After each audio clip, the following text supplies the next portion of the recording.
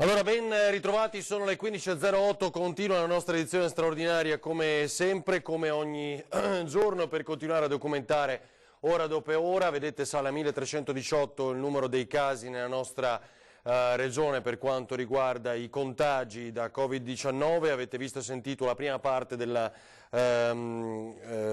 lunga conferenza stampa di Luca Zaia, del governatore, e tra poco sentiremo anche la seconda con le domande dei colleghi, dei cronisti, tra cui anche Ilaria Marchiori, che tra poco si collegherà di nuovo con noi per ulteriori aggiornamenti. Bisogna capire se la consueta videoconferenza in questo momento è cominciata per quanto concerne, come sempre, il collegamento con Roma e avere quindi gli aggiornamenti ulteriori. Sapete che in questa conferenza stampa, come ogni giorno, c'è anche il CROSS, cioè quel sistema di coordinamento nazionale che ha come obiettivo quello di garantire il servizio sanitario pubblico a tutto il Paese e quindi anche la gestione di queste emergenze. Sapete dei tanti punti già approfonditi nella straordinaria fin qui, condotta da Marta Marangon, con il lavoro in redazione di Lina Paronetto, Cristian Arboit, solo per citare la sede di San Biagio, Lucio Zanato, Daniela Sizia in coordinamento. Ringrazio anche Roberto Durigon, Toni Esposito, Italo Morao e come sempre, come tutti, siamo attivati al 1000% per garantirvi questa straordinaria. Allora, c'è tra i tanti che si sono mobilitati in queste ore, poi vediamo qualche dettaglio in più sulle dietrologie che riguardano l'esercitazione. So che in molti ci state chiedendo questo, come mai arrivano 20.000 soldati americani, 37.000 impiegati in questa esercitazione che era pianificata da tempo, si chiama Defender Europe 20 ed è in programma nelle prossime settimane. Proprio ieri è un'esercitazione che non riguarda più l'Italia, per intenderci, non riguarda i nostri territori e non avrà più impiegati i nostri militari. Ve lo dico perché abbiamo sentito le più alte cariche deputate alla comunicazione per quanto riguarda le forze armate, così ci hanno confermato. Ora vi mostrerò anche il sito che documenta ora dopo ora quello che sta succedendo. Questa esercitazione, che riguardava anche tutti i paesi dell'Unione Europea, a questa non parteciperà più l'Italia, proprio perché i nostri militari sono a disposizione delle prefetture. Per cosa? Per essere al lavoro anche nelle strade, se richiesto, a sostegno delle forze dell'ordine, per aiutare la popolazione nelle indicazioni, per aiutare la popolazione con qualsiasi esigenza e nel ribadire come l'unico modo per combattere rapidamente il virus sia stare a casa. Prima di ospitare poi altri volti e protagonisti in questo lungo pomeriggio che passeremo ancora insieme, tra questi ci sarà anche il generale Iannicelli dell'Aeronautica Militare, giusto per capire, perché ne discutiamo da settimane. Il professor Paolù nei giorni scorsi ci ha detto come non vi sia alcuna certezza che il caldo in arrivo ci possa aiutare, ma oggi abbiamo letto tutti, probabilmente, casomai dopo vi leggo uno stralcio sul Corriere, come molti paesi abbiano meno contagi e sono i paesi che in questo momento hanno temperature sopra i 30 gradi. È un dato da registrare e al quale chiaramente tutti ci stiamo aggrappando con una grande speranza. Allora, tra i testimonial in questo momento anche Red Canzian, sentiamolo.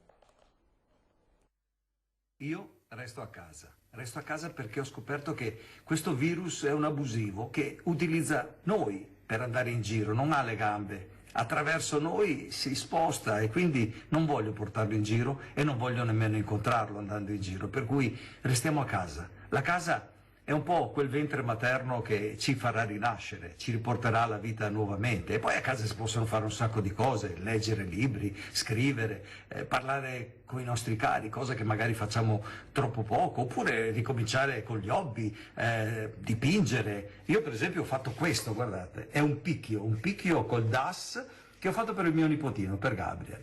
Non è poi così male non stare a casa. Io resto a casa. Allora, Allora, vediamo un po'. Se abbiamo la possibilità di vedere anche Trieste, sì, colleghiamoci pure, ti chiedo Tony, ecco, vedo inquadrato Umberto Bosazzi, ma non so se mi sente, quindi a quel punto poi verifichiamo se dovesse iniziare ad aggiornare con i colleghi di Tele4, che anche loro, insomma, come Trieste, siamo sempre in straordinaria ormai da giorni proprio per informare i nostri cittadini. Volevo leggervi questo aggiornamento, cercavo una fonte un po' più, comunque questo è il sito web della NATO dedicato a Defender Europe 20, come vedete si chiama shape.nato.it, non è l'unico sito, ma insomma ci sono degli aggiornamenti costanti anche con l'arrivo di immagini, di prime immagini e comunicati, vedete i 20.000 soldati americani diretti anche con mezzi verso l'Europa, è una dimostrazione di abilità di intervento rapido, ecco, questo è il senso di questa esercitazione che chiaramente era pianificata da mesi. Sappiamo, leggiamo tutti quanti i commenti delle più grandi dietrologie in queste ore, come mai noi ci tengono a casa, arrivano decine di migliaia di soldati, arrivano i mezzi, si schiereranno, diciamo, al confine europeo con l'est più profondo, cosa vuol dire, cosa succede, le abbiamo viste e lette anche tutti, ci atteniamo alle fonti ufficiali e questo è quello che appunto viene riportato. Il come l'Italia non partecipa al Defender Europe, lo dice il ministro Guerrini, lo vedete, ministro della difesa, eccolo qua. A causa dell'emergenza coronavirus l'Italia non parteciperà all'esercitazione Defender Europe 2020 che impegnerà 37 militari NATO, di cui 20.000 americani dal 27 aprile al 22 maggio, mentre si registra tra il primo decesso di un ufficiale italiano a causa di Covid-19. Guerini ha deciso che i nostri militari non faranno parte dell'esercitazione perché gli uomini e donne della difesa sono in campo senza sosta per fronteggiare in questo momento l'emergenza sanitaria, e questo è quanto appunto ci riporta la cronaca anche politica, diciamo, in questo momento con l'attualità nazionale, e una delle più grandi preoccupazioni che vedo muovere i social in queste ore. Va bene, allora possiamo vedere un po' di altri appelli prima di ascoltare Zaia, e fatemi sapere, Tony, se possiamo poi collegarci appunto con uno zaino. Sabrina Salerno? Esatto, perfetto, vediamo. Per una questione di rispetto per noi stessi, per gli altri, mi raccomando ragazzi, rimaniamo a casa. È fondamentale, la nostra salute è il bene in assoluto più prezioso che abbiamo, quindi rimaniamo a casa, facciamo tutte quelle cose che non riusciamo mai a fare perché viviamo a 100 all'ora, tipo, non so, mettere a posto i cassetti, i documenti. Finalmente io posso guardare le mie serie Netflix senza sentirmi neanche un po' in colpa. Posso leggere, posso fare quello che voglio, occuparmi di me stessa, occuparmi di mio figlio e della mia famiglia. Mi raccomando ragazzi, non uscite. Sono arrivate a 30 le denunce dei carabinieri nei controlli legati all'emergenza del coronavirus. L'intervento in un bar dei militari a Favaro Veneto ha messo fine ad un allegro aperitivo di 9 clienti, tutti deferiti assieme al gestore. Stessa sorte toccata al titolare di un bar di Passarella, San Donà, a 7 avventori che stavano giocando a carte e a un gestore di un bar di Santa Maria di Sala. Trovato aperto oltre le 18 per tutti gli esercizi commerciali, è scattata anche l'immediata chiusura. Evidentemente sono gli unici nel mondo che non hanno ancora capito cosa si deve fare. Congratulazioni. Coldiretti, porti chiusi, a rischio 12.000 barche. Con l'emergenza coronavirus si ferma anche la flotta peschereccia italiana, mettendo a rischio il futuro di 12.000 aziende e 28.000 lavoratori. A lanciare l'allarme la Coldiretti, impresa pesca. Dopo che in numerosi scali da nord a sud della penisola si è deciso il blocco dell'attività delle marinerie, che va di fatto ad aggiungersi allo stop scattato per bar, ristoranti, pub e negozi non alimentari, secondo il nuovo provvedimento del governo annunciato dal Premier Giuseppe Conte. Abbiamo sentito in diretta ieri sera, e che abbiamo riascoltato nelle parti principali anche fin qui, poi ovviamente lo riproporremo anche nel corso del pomeriggio, ma io credo che la cosa migliore per tutti sia andare sul sito della Gazzetta Ufficiale e qui trovate gli ultimi interventi ovviamente con come vedete gli ultimi decreti che sono facilmente scaricabili dal sito stesso della Gazzetta Ufficiale, e quindi qui trovate, a parte i giudizi della Corte Costituzionale, le ultime cose, gli ultimi DPCM, ed eccolo qua mi pare, con gli ulteriori interventi del Presidente del Consiglio in merito appunto all'emergenza sanitaria nel nostro Paese. Allora, adesso un'altra testimonial che è Ivana Spagna, sentiamola. Ciao, sono Ivana Spagna ed è un messaggio per tutti, per tutti. Ragazzi, state a casa, non è uno scherzo questo, non so se l'avete capito, ma stiamo proprio in guerra. Siamo in guerra, il nostro nemico è subdolo, è un cecchino tremendo che ci può colpire in qualsiasi momento quando siamo in giro. Facciamolo per noi, facciamolo per le persone che amiamo, perché se rimaniamo contagiati noi poi contagiamo anche loro. E guardate, 15-20 giorni, si possono fare tante cose a casa, sistema gli armadi, leggi libri, parla coi cani, i gatti, parla da solo, ma passa questi giorni, perché passati questi giorni si torna a vivere, se no non ci si torna più.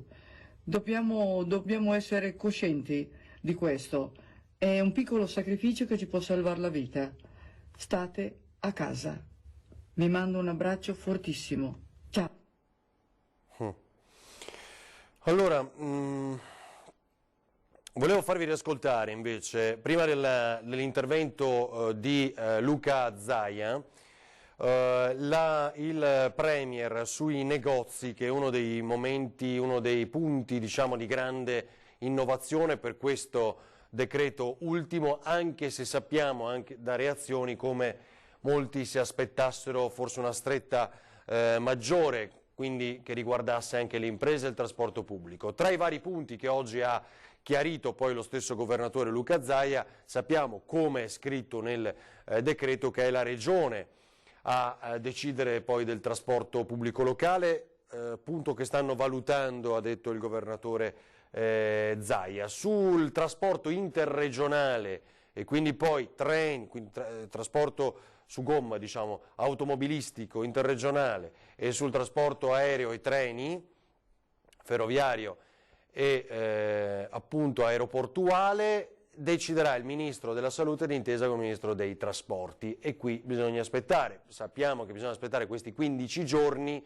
per capire l'effetto di queste misure. È vero anche che negli ultimi giorni però le decisioni sono state prese con ulteriori strette rapidamente nell'arco di qualche ora, e quindi non è detto che questo DPCM resista 15 giorni e chissà appunto che non possano essere prese decisioni ulteriori in tempi più brevi. Sentiamo il Premier Giuseppe Conte sulla chiusura delle attività commerciali. L'Italia rimarrà sempre una zona unica, l'Italia protetta, ma ora disponiamo anche la chiusura di tutte le attività commerciali, di vendita al dettaglio, ad eccezione dei negozi di generi alimentari, di prima necessità, delle farmacie e delle parafarmacie. Nessuna corsa, attenzione, non è necessario fare nessuna corsa quindi per acquistare cibo nei supermercati. Chiudiamo però negozi, bar, pub, ristoranti, lasciando la possibilità di fare consegne a domicilio. Chiudono anche parrucchieri, centri estetici, chiudono i servizi di mensa che non garantiscono una distanza di 1 metro di sicurezza. Per quanto riguarda le attività produttive, le attività professionali, va attuata il più possibile la modalità del lavoro agile, vanno incentivate le ferie, i congedi retribuiti per i dipendenti, restano chiusi i reparti aziendali che non sono indispensabili per la produzione, industrie e fabbriche potranno ovviamente continuare a svolgere le proprie attività produttive a condizione che assumano protocolli di sicurezza adeguati a proteggere i propri lavoratori al fine di evitare il contagio. sono incentivate le fabbriche e le industrie a predisporre misure che siano adeguate per reggere questo momento, quindi regolazione dei turni di lavoro, ferie anticipate, chiusura dei reparti non indispensabili. Resta ovviamente garantito lo svolgimento dei servizi pubblici essenziali, tra cui i trasporti, dei servizi di pubblica utilità, dei servizi bancari, postali, finanziari, assicurativi, nonché di tutte quelle attività necessarie, comunque accessorie, rispetto al corretto funzionamento dei settori rimasti in attività. Saranno garantite le attività del settore agricolo, zootecnico, di trasformazione agroalimentare, comprese le filiere che offrono beni e servizi rispetto a queste attività. Quindi continueranno le loro attività nel rispetto ovviamente della normativa igienico-sanitaria. La regola madre rimane la stessa. Dobbiamo limitare gli spostamenti alle attività lavorative per motivi di salute o per motivi di necessità, come è il caso di fare la spesa. Allora, salutiamo Federico Danieli, che è un imprenditore. Buonasera e grazie, buon pomeriggio per essere con noi. Lei lamenta un problema... Buonasera a voi. Buonasera, buonasera. Lei lamenta un problema molto serio. È del territorio del Veneziano, lei, giusto? Dove abita? Dove ha l'impresa? Esatto, noi abbiamo un'impresa in centro storico a Venezia e ci occupiamo di assistenza praticamente di prestazioni negli alberghi.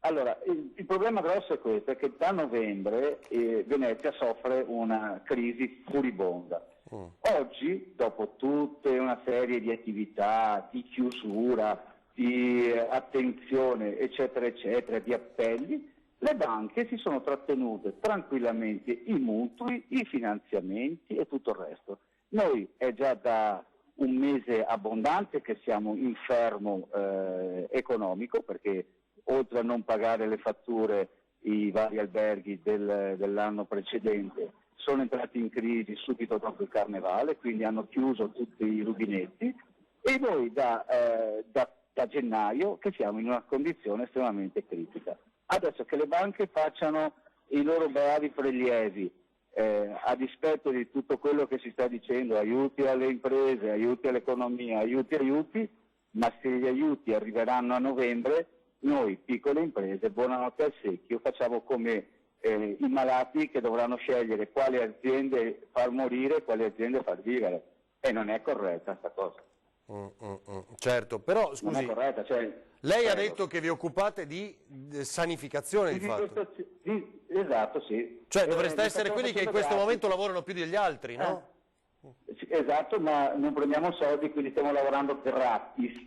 Cioè qui non paga niente nessuno, signori, qui non avendo occupazione delle camere, gli albergatori ci stanno dicendo ragazzi noi in cassa non abbiamo un centesimo, siamo preoccupati per i nostri dipendenti giustamente, voi fornitori mettetevi in coda. Quindi noi stiamo operando onlus in questo momento, ma veramente onlus. A titolo diciamo benefico. Ma dall'altra parte non abbiamo iniezioni di nessun genere perché il commercialista ci ha mandato l'F24 per i libri sociali, la banca si sono fatti i loro trattenute dei mutui, dei finanziamenti e noi praticamente in questa condizione qui fra un mese, 2 mesi, 3 mesi ci troveremo ma veramente a dover portare i libri in tribunale e non credo sia la cosa più consona per un tessuto economico come quello veneziano, non credo sia la soluzione giusta. Qual è il suo appello? Allora, ci vogliono misure di iniezione di liquidità, accesso a dei crediti a fondo perduto, accesso a dei finanziamenti immediati, ma neanche finanziamenti, ma proprio delle iniezioni in modo che io possa pagare le mie tasse, possa pagare le mie competenze, possa pagare i miei fornitori, in modo da poter portare avanti tutto il tessuto economico di questa città.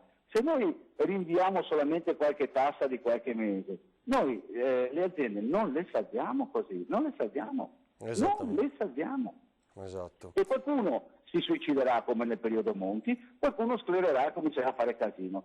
E non è il momento giusto per mettere in ginocchio, oltre alla parte sanitaria, perché poi noi ovviamente maschere, guanti e quant'altro ci mettiamo nelle condizioni di non essere veicolo di niente lavorando nel pubblico, ci atteniamo a tutte le regole possibili e immaginabili, alla fine abbiamo incassi zero e trattenute da parte di tutti al 100%.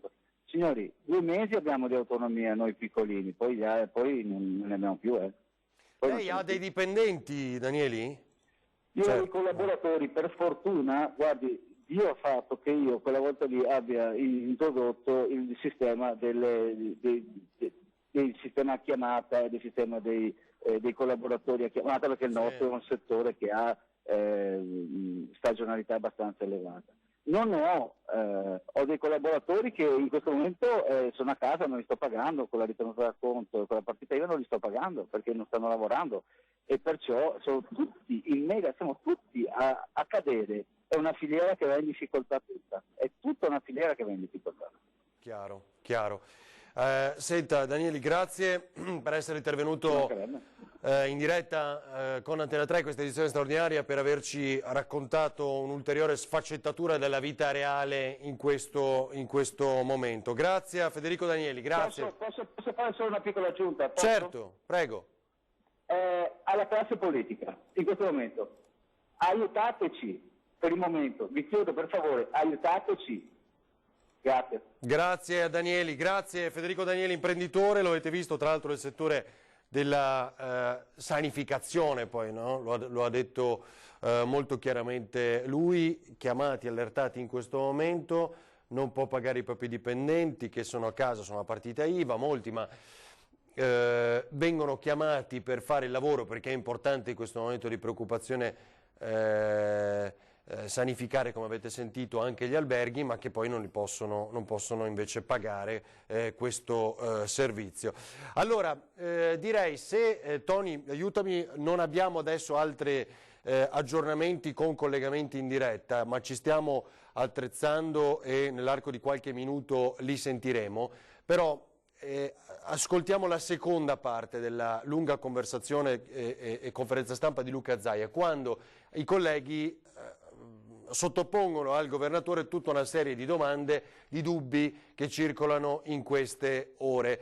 E sapete che Zaia ha ribadito come ci siano difficoltà anche per donare sangue, perché, o meglio, a reperire persone che vogliono donare sangue in questo momento. Ha spiegato ancora una volta molto bene cosa significa essere in terapia intensiva e che è quasi pronto questo piano Marshall per la redistribuzione, la riorganizzazione, abbiamo capito, con le proiezioni dei contagi nelle future settimane per gli ospedali. Quindi col rischio che al 15 aprile, tra contagiati che conosciamo e contagiati che non sanno di essere affetti da coronavirus in questo momento perché sono asintomatici, positivi asintomatici, i più pericolosi, ha detto Zaia, si rischia di arrivare al 15 aprile con di fatto 2 milioni di veneti che abbiano avuto o abbiano il coronavirus. Riascoltiamo questa seconda parte di Luca Zaia e tutte le domande.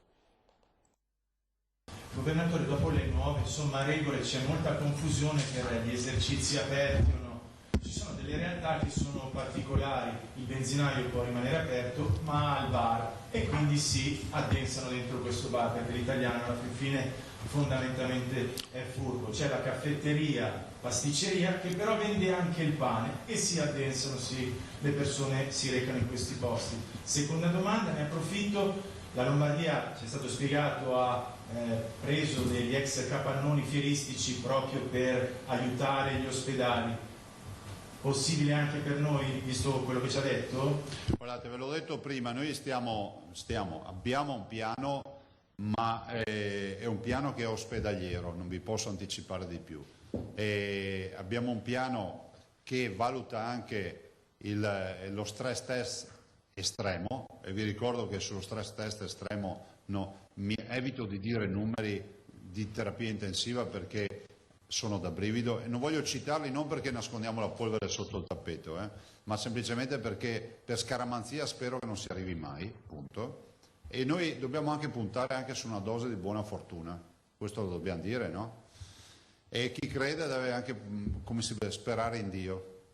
Detto questo, vi dico che noi un piano ce l'abbiamo, lo presenteremo, ma nel frattempo alcune scelte di natura sanitaria, come vi ho anticipato, le faremo.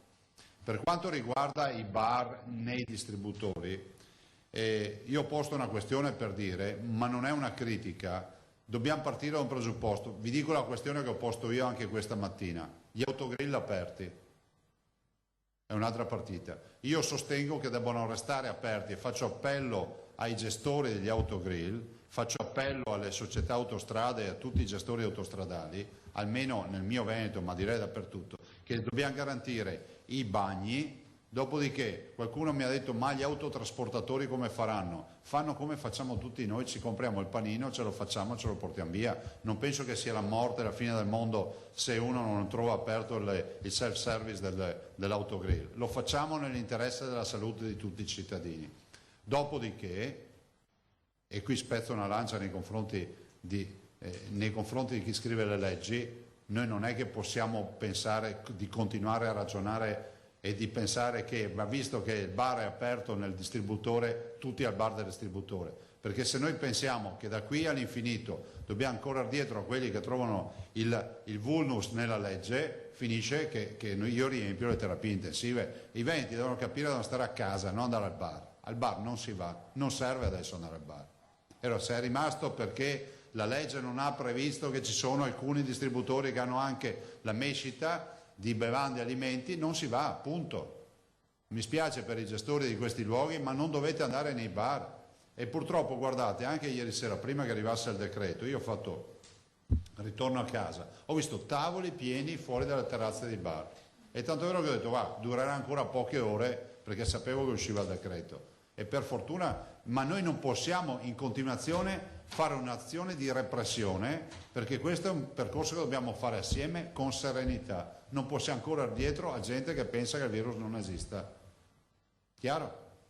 Presidente, ma quindi secondo lei è arrivato questo momento non adottare delle misure un po' più restrittive, quindi chiudere anche appunto le aziende, magari le grandi aziende che lavorano corpo a corpo tra le persone, potrebbe essere un'ulteriore soluzione? Ma io mi fermo qui, dico semplicemente che questa non è un'attività che può fare la Regione, perché questa è una competenza squisitamente governativa. Peraltro devo anche dire un'altra cosa, che è pur vero che le misure è fondamentale che arrivino a livello tutte le misure, non sto parlando solo di queste, perché poi abbiamo garantito l'accesso al tema dei fondi. Siccome si parla di 20-25 miliardi di euro, questi sono fondi che devono essere dedicati alle imprese.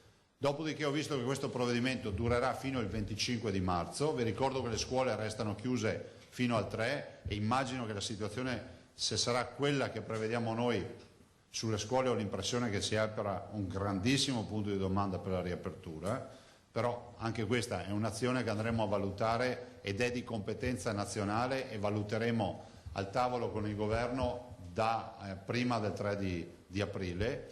Dico anche che tutte queste partite verranno poi, immagino, valutate. È pur vero che i temi che tu poni sono temi assolutamente reali. Prego. Sì, Presidente, una domanda. È pur vero che tantissimi veneti, tantissime persone ormai a questo punto in tutta Italia stanno dimostrando di avere, diciamo, sale in zucca, però ci sono ancora forse troppe persone che continuano a sottovalutare. Cosa dobbiamo fare con queste persone? Perché gli faccio il test, si vedono. Facciamo così, infrango la legge, gli facciamo il test gratuito. Quelli che sono convinti che il virus non esiste si facciano vivi che facciamo il test. Ma quelli che sono convinti che no, adesso non vorrei che tutti chiamassero con la scusa di dire che il virus non esiste e vengono a fare il test. Ecco, capiamoci. Però come provocazione, se ci fosse qualcuno che è veramente convinto che lui non ha problemi a far nulla, probabilmente è uno già di contagiati. Presidente, ieri la commissaria europea ha detto siamo tutti uguali, siamo tutti italiani, come si sente un po' di confusione? Sì, lo vado a dire a quelli che chiudono le frontiere, lo vado a dire alle foto che abbiamo visto, spero siano reali, di frontiere di secondo livello con i massi per evitare il transito, andiamo a dirlo ormai in Europa che è sostanzialmente paralizzata. Allora, prima lei mi chiedeva delle imprese, se continuiamo di questo passo le imprese non verranno chiuse dal DPCM, ma verranno chiuse dai mercati, perché se le nostre merci non riescono ad andare fuori dai nostri confini, finirà che le nostre imprese lavorano solo per il mercato domestico, e non mi risulta che il mercato domestico sia sufficiente per le imprese venete e italiane. E comunque è un dato di fatto che qualcuno dice che Schengen non è sospeso. Io dico che bisogna prendere atto che quando tu vedi una colonna di macchine a un valico vuol dire che c'è qualcuno che ferma queste macchine, in teoria non dovrebbero neanche fermarsi. Non biasimo nessuno, perché davanti a un virus comunque le reazioni sono le più disparate, però non è possibile che l'Europa sia così latitante. È scandaloso, è vergognosa l'assenza dell'Europa, e non sto facendo un discorso anti-europeista, io credo nell'Europa, però penso che l'Europa da un punto di vista finanziario è ancora in ritardo rispetto alla Federal Reserve, che si è già mossa, e così è accaduto anche con la crisi del 2008, prima Federal Reserve e dopo arriva la BCE. 2, l'Europa da un punto di vista sanitario non sta coordinando gli Stati membri.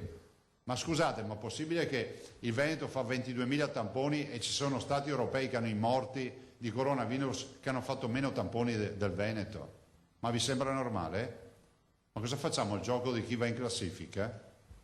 Noi siamo persone responsabili e io ho dato ordini di incentivare ancora di più i tamponi, perché ogni positivo che troviamo sta a casa, 14 giorni. Abbiamo visto come funziona questo sistema. Ovvio che non riusciamo a farne 5 milioni, anche perché il solo costo di 5 milioni, facevamo il conto questa mattina, acquisto tampone e analisi, mettendolo a 30 euro, sono 150 milioni di euro. Capite che è difficile fare un'operazione del genere. Detto questo, a parte i tempi che fa 5 milioni, noi abbiamo una capacità di 1500 tamponi al giorno, una roba del genere sul laboratorio principale, arrivare a 5 milioni ci vuole tanto. Detto questo, l'Europa ha un comportamento scandaloso e sulle frontiere c'è questo tema, è un tema reale che non possiamo trascurare, perché molti approfittano anche di questa partita per chiudersi. Che sia chiaro che il virus è diffuso in tutto il mondo, perché l'OMS ha dichiarato la pandemia. E non possiamo accettare che il Veneto, la Lombardia e poi di conseguenza ovviamente l'Emilia Romagna e l'Italia siano diventate la One d'Europa.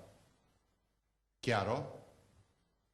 Perché il virus è arrivato un mese prima in Germania che in Italia. E se facevano i tamponi che abbiamo fatto noi, oggi avrebbero anche un'altra situazione descritta. E a me spiace anche che ci siano persone che anche mi scrivono, ci scrivono, che fanno, perché poi c'è sempre l'autodifesa, no? Ma chissà perché solo in Italia, ma state sbagliando la strategia, ma sì, vabbè, se qualcuno vuole offrirsi come cavia facciamo la prova. Guarda, questo è un virus che manda la gente in terapia intensiva. Noi non abbiamo mai avuto tutta questa gente in terapia intensiva, non so se l'avete capito. In Lombardia l'altro giorno sono morte 135 persone in 24 ore. Non in 24 mesi, in 24 ore. Il collega Fontana, tutta la mia solidarietà. E ieri sera mi diceva che sta andando in crisi, ovvero in esaurimento, con i posti a Bergamo, in quelle province. Cioè la crisi è forte, non a caso hanno un padiglione della fiera attrezzato per terapie intensive. Se ne discute una questione è poco chiara, per quanto riguarda il personale nelle scuole, cioè chi si sta comunque recando, seppur con turnistiche eccetera, però questa presenza è necessaria, non potrebbero rimanere... Ma guardi, questo è sempre un decreto del governo, perché la scuola non dipende da noi. Qualcuno dice adesso non voglio aprire fronti con l'autonomia.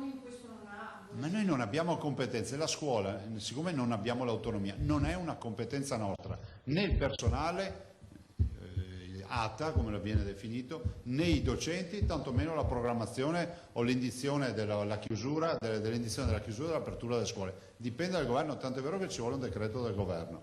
E il personale ATA nel DPCM che ho visto è previsto che ci vada a fare le attività, sono gli amministrativi. Immagino che non siano folle perché sono degli amministrativi e ovviamente i bidelli, adesso non so se offendo qualcuno a chiamarli bidelli, insomma chi si occupa diciamo dell'assistenza del resto delle attività. Punto.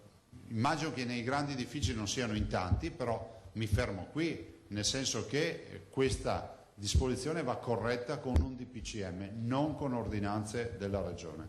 Presidente, Walter Ricciardi dell'OMS, consulente del Ministero della Salute, ha appena dichiarato: sarà una guerra molto lunga, se tutti collaboriamo forse possiamo arrivare all'estate per superare questa emergenza. Come possiamo poi commentare anche questa frase? Che le abbiamo già dette noi queste cose, le abbiamo già dette noi nei nostri modelli. Se non si interviene in maniera importante abbiamo gli ultimi e i pazienti a luglio. Mi fermo qui, non vi dico nel frattempo cosa accade. Per quanto riguarda il trasporto pubblico, lei ha detto che... Stiamo lavorando. C'è un tema i temi sono alcune linee totalmente vuote, altre fortemente piene, e il tema della sicurezza. È ovvio che finché restano aperte alcune attività o alcuni movimenti di cittadini è inevitabile che il peso, sì, tutti dicono l'industria, ok, ma c'è anche il tema degli uffici, c'è anche il tema degli amministrativi, per cui cercheremo di capire bene tutto anche rispetto ai nostri uffici regionali. Però ci sta lavorando la Sole De Berti. Altre domande? In tempo reale. Arriverà un comunicato. In tempo reale. A fronte del boom di nuovi contagi, accendete un microfono, a me non si sente. No, si sente. Preoccupa la crescita di nuovi cluster o di fatto sono sempre gli stessi? No, guardate, il tema del cluster è un tema scientifico asseverato, cioè, quindi è così, ma ormai noi vi ricordate quando vi dicevo guardate che il virus è ubiquitario, ecco, ci ha raggiunto anche l'assessore Lanzarin. E il virus è ubiquitario, lo è a tutti gli effetti, quindi non andiamo, diciamo che abbiamo i nuovi focolai, punto. Abbiamo la Cristina Giacomuto, giornale di Vicenza, con me 9 domande, andiamo velocemente. Progetto tamponi con l'Università di Padova. Lo presenteremo a tempo debito. I medici di base anche ieri hanno denunciato di nel senso lo presenteremo a tempo debito anche perché noi con i tamponi stiamo continuando a andare avanti. Rispetto al progetto nello specifico del professor Crisanti stiamo attendendo il professore che rientra da Londra e ha avuto difficoltà per giorni per poter essere autorizzato a tornare in Italia. I medici di base hanno denunciato ieri di sentirsi un po' abbandonati, non supportati, senza DPI, tanto che si autotassano e stoppano l'assistenza programmata. Cosa risponde? Ma che i medici di base fanno un buon lavoro, l'abbandono lo sentiamo tutti in queste ore, cioè anch'io quando mi trovo da solo a prendere decisioni, però è altrettanto vero che facciamo un lavoro di squadra. E poi voglio anche dire una cosa, il problema dei dispositivi è un problema reale, cioè una volta per tutte riusciamo a registrare che non è un problema di maleducazione o disorganizzazione, mancano i presidi, punto. Ma mancano nel mondo, cioè l'avete capito o no che mancano nel mondo? Cioè, oggi la mascherina, letteralmente il cartone di mascherine viene rubato da una comunità all'altra a livello internazionale. Soldi dello Stato, 20-25. Vi ricordo che peraltro, che la Protezione Civile da subito ha fatto un'ordinanza prevedendo che tutte le produzioni nazionali non debbano uscire dal territorio nazionale, per cui anche qui pochi produttori producono solo per l'Italia, ma non bastano. E 20-25 miliardi, quanti fondi potrebbero arrivare in Veneto? Forcolini aveva detto che il Veneto ha diritto a una quota importante. Vabbè, ma questo poi lo vedremo, diciamo, con le suddivisioni, ovvio che non è che restiamo a secco. Trasporto pubblico lei ha già risposto, c'è il problema donazione del sangue, scorte. L'abbiamo già detto. Medici di base abbiamo detto, terapia intensiva come sta andando l'abbiamo detto, sui medici e sul sangue no, mi pare le domande sono finite. Bene. Nicolussi Moro, giornale Corriere del Veneto, un secondo, chiedo scusa. Nicolussi, ecco qua. Ecco, la collega Nicolussi Moro chiede quando iniziano i tamponi su asintomatici e su tutti i contatti, come aveva detto ieri. Ma noi stiamo procedendo con i tamponi, tanto è vero che abbiamo passato i 20.000, forse 22.000, roba del genere, e quindi noi di fatto siamo stati quelli negligenti che hanno sempre voluto fare i tamponi, criticati, da tutti, anche da media, che volevano farci le lezioni del fatto che erano inutili, ma noi li abbiamo fatti e per fortuna qualche esito penso lo abbiano dato questi tamponi, no? Trovare il positivo, asintomatico e isolarlo, e isolare tutta la corte dei contatti. Continuiamo, nel senso che noi non ci fermiamo. Ovviamente abbiamo ordinato, abbiamo già comunque una dose di tamponi, insomma, che ci vogliono settimane per farli tutti, ma abbiamo un magazzino in riempimento perché vogliamo comunque incentivare e incrementare ancora di più con un'organizzazione, diciamo, fatta in maniera diversa i tamponi. Occhio che 5 milioni di veneti da tamponare è impossibile temporalmente e anche dal punto di vista economico. La collega Pederiva del Gazzettino chiede: il piano Marshall per la sanità, cosa ci sarà dentro? Sospensione delle attività di specialità residuale per dare gli spazi ai malati di Covid-19? Beh, questo è un ragionamento che ci sta di minima, però vi posso garantire che quando l'avremo diciamo nero su bianco, diciamo che l'abbiamo già la bozza, lo presenteremo ufficialmente perché va presentato e spiegato, onde evitare che poi ognuno dia la sua spiegazione. Guardate, ne ho parlato anche ieri e io penso che ci siano sempre, c'è una quota di irriducibili che non vuol capire che questa è una tragedia, una vera e propria emergenza. Per cui immagino che i veneti, che sono persone per bene e responsabili, per la stragrande maggioranza, la quasi totalità, capisce e sa che deve rispettare le regole e stare a casa. Poi c'è sempre qualcuno che pensa di essere un premio Nobel e questo lo dedichiamo alle forze di polizia e ricordo che non si tratta di pagare una multa, è penale, si viene denunciati. È penale, si viene denunciati, cioè se qualcuno non ha ancora capito, quando ti fermano e non riesci a dare giustificazione del fatto che ti trovano alle 10 di sera in giro per le strade e non stai andando a lavorare e non hai un impegno indifferibile, è penale, ti denunciano d'ufficio, dopodiché te la vedi col tribunale. Quindi, perché forse qualcuno non ha capito la gravità della cosa. Io le domande dei colleghi della carta stampata e di altre testate le ho finite, chiedo scusa per l'artigianalità della conduzione, ma mi pare che abbiamo risolto il problema anche se in via mediata. Grazie. Forse perché no, ha delle domande? No, le facciamo da qui i corsi, se non ti spiace. Prego. Prego.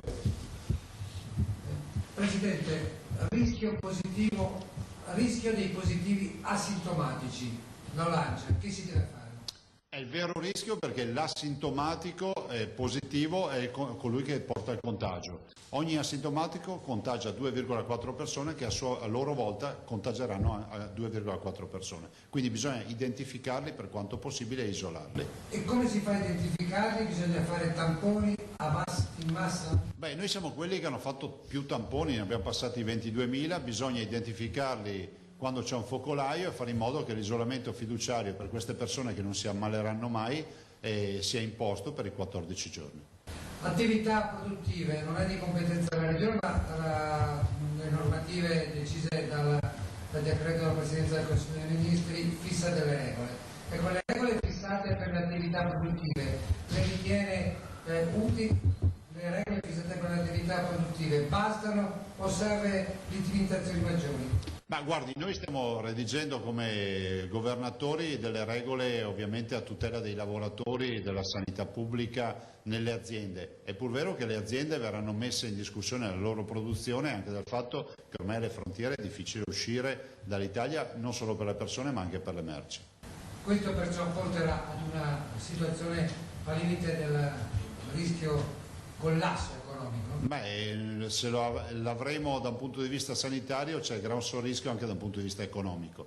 Qualcuno qualche settimana fa diceva che non bisognava parlare di recessione. Io dico che con questi indicatori il governo deve sapere che le nostre imprese hanno bisogno assoluto di aiuto. Serve un piano come una guerra, un piano di guerra? Ma guardi, io l'ho chiamato piano Marshall per ovviamente mutuare quell'esperienza. Ci vuole un piano straordinario da un punto di vista sanitario, questo è poco ma sicuro e noi ce l'abbiamo, ma serve anche per le imprese, un piano Marshall per le imprese. 25 miliardi del governo sono il punto di partenza e non il punto d'arrivo. Ma le attività produttive non bisognerebbe chiudere del tutto per evitare quei movimenti che lei ritiene a rischio, per rischio rischio appunto dell'epidemia coronavirus? Guardi, è fondamentale dire prima di tutto che la chiusura delle imprese non è una competenza di legge nostra. 2, se avviene deve avvenire con decreto perché poi ci sono le risorse a fianco per ristorare il danno. 3, terzo aspetto fondamentale è che noi dobbiamo rispettare anche tutte le regole per quanto riguarda tutte le altre restrizioni che spesso non rispettiamo. Dalla Confindustria voci contraddittorie su questo aspetto delle imprese. Lei che dice? Ma che il mondo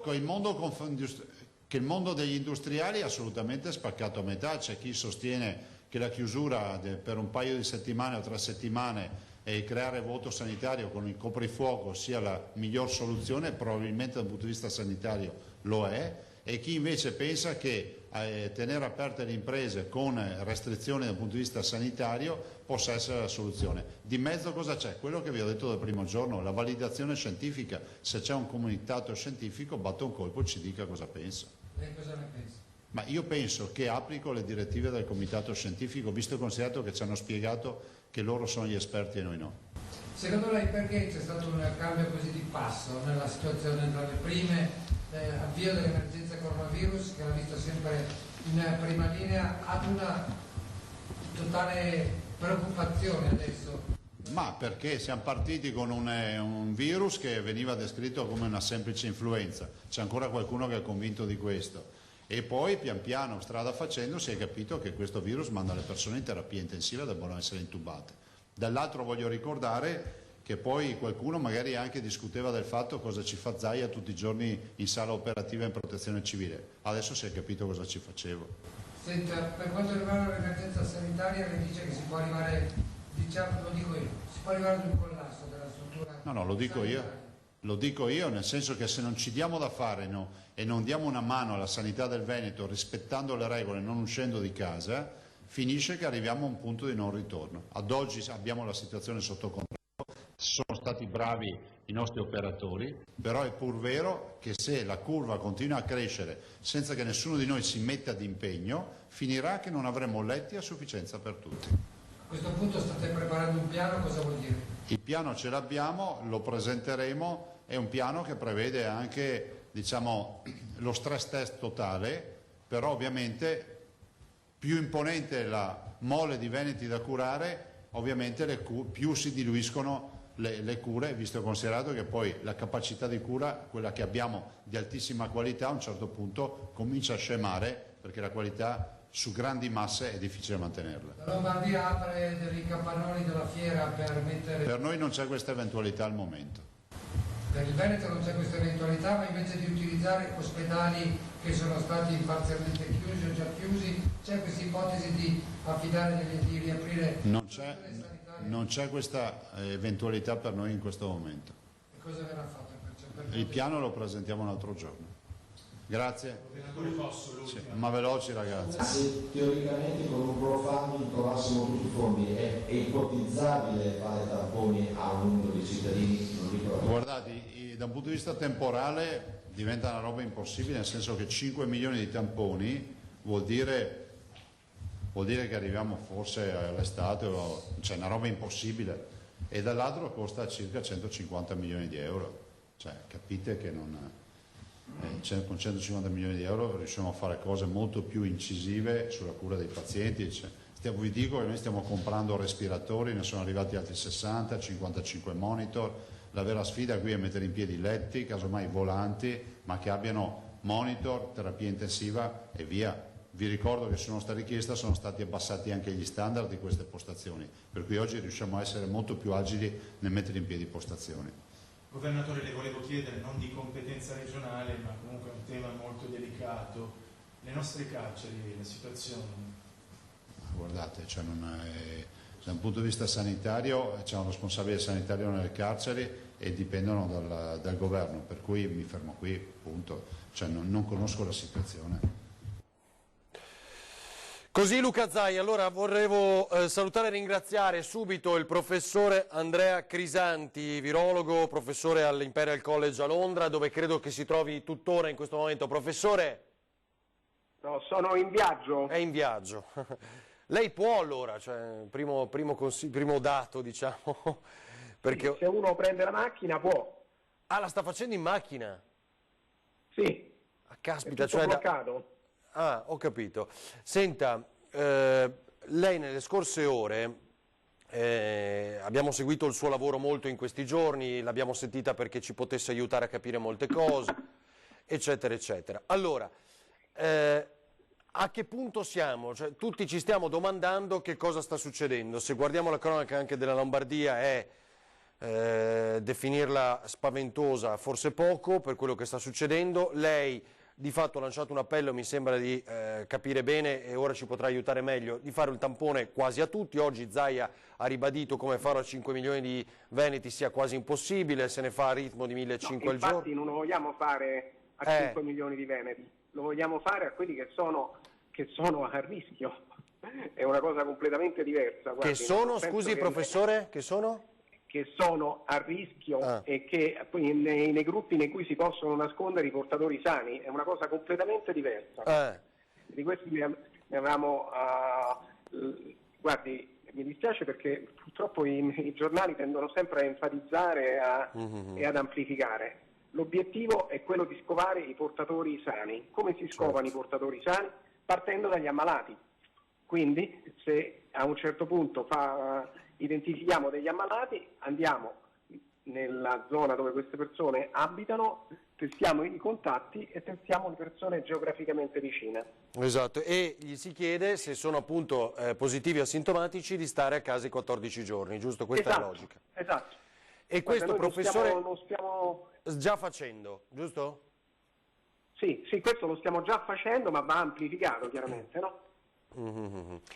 Senta, dai dati... Guardi, il governatore Zaia ha avuto l'intuizione di testare tutti a Vo e questo esperimento, chiamiamolo così, epidemiologico, questo studio epidemiologico ha mostrato, al di là di ogni ragionevole dubbio, che il problema è dovuto agli asintomatici.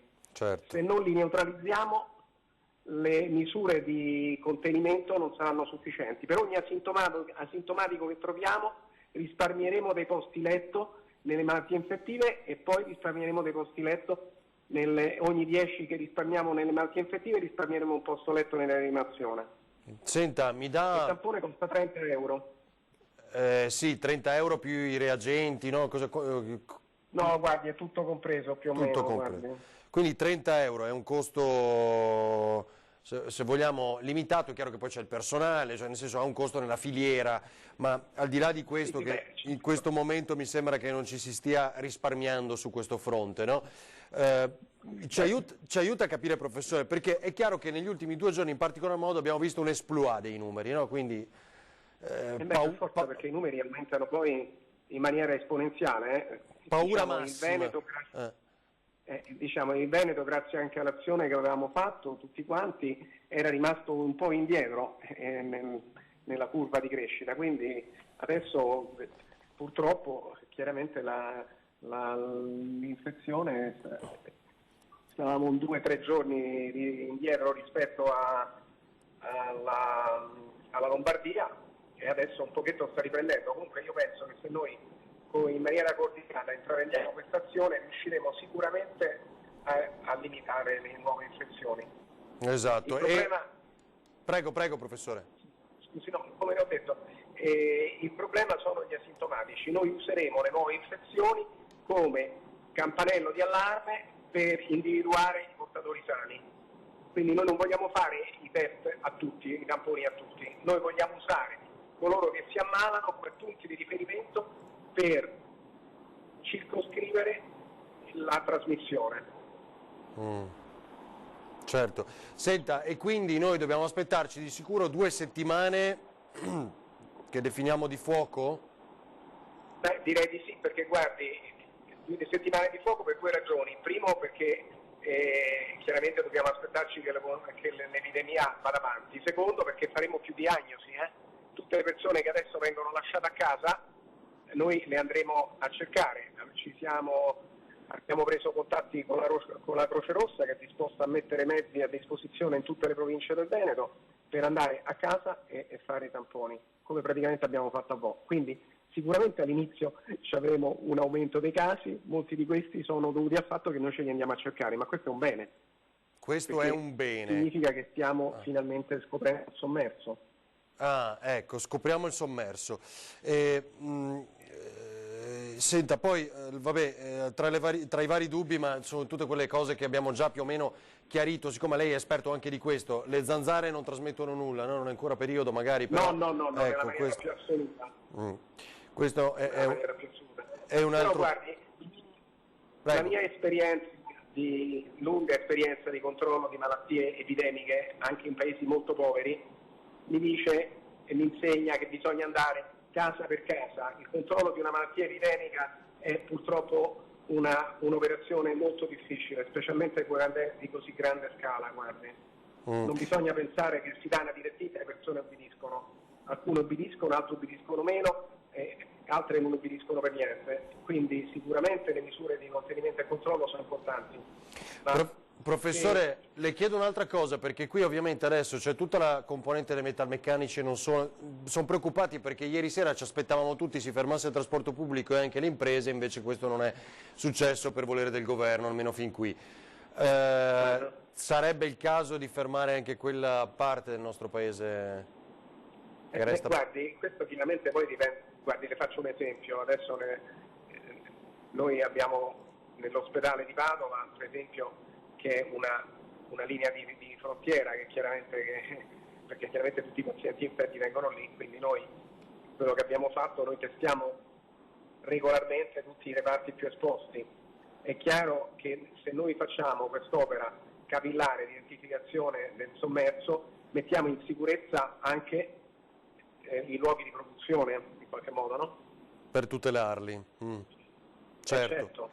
Professore, le chiedo un'altra cosa di cui abbiamo letto molto, abbiamo riportato anche noi nei quotidiani in questi giorni, l'antirematoide, io sono pessimo, guardi, io dico una cosa, che sembra limitare l'eccesso dell'infezione, quindi l'intubazione. No, quello che fa è casomai limita l'eccesso dell'infiammazione, che è una cosa completamente diversa. Comunque, guardi, due casi, adesso in tutto il mondo stanno cercando varie possibili cure, trattamenti, farmaci e così via. Per validare l'efficacia di un farmaco c'è bisogno di studi molto complessi che richiedono centinaia di pazienti con diversi controlli.